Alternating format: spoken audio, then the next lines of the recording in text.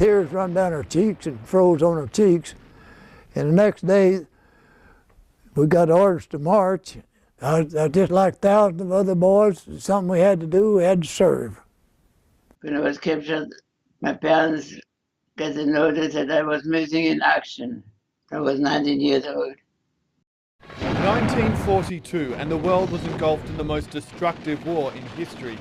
In the same year, America was erecting camps to begin housing the prisoners of war.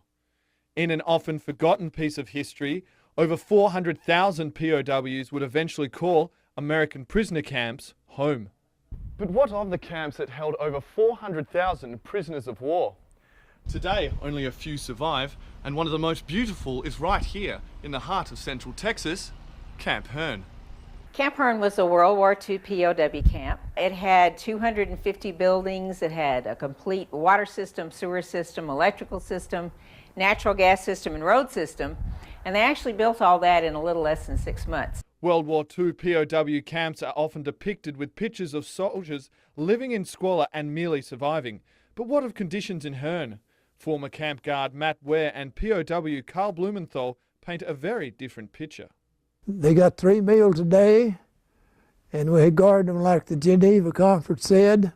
They got so lenient on the prisoners, was allowed a beer break in the afternoon if they had the money to buy them. My first impression from Texas was the food, the shower. You could shave yourself with hot water.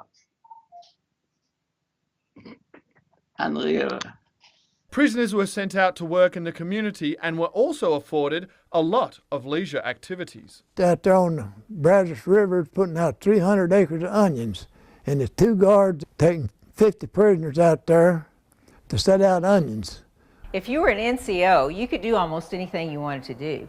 You could create fountains, and many of them created some very elaborate fountains here.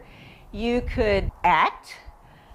We had theater companies in every compound. You could play an instrument. We had orchestras in every compound. Or you could get your college education.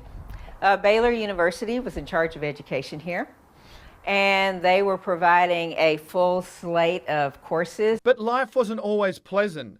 Nazi hardliners ran the camp with an iron fist. There's some hard-headed German. They're making bad blood. Because we had sergeants, we had essentially a Nazi takeover inside the barbed wire within the compounds. The Nazis pretty much took over inside the camp. And anyone who did not agree with them saw no mercy. The Germans, one night they tied him to bed with baling wire and being nearly dead with a piece of half-inch pipe. Today, Camp Hearne is one of only a few POW camps to be turned into a museum, providing all those who visit a chance to learn about a piece of American past often forgotten. Jamie Kennedy, Channel 6 News.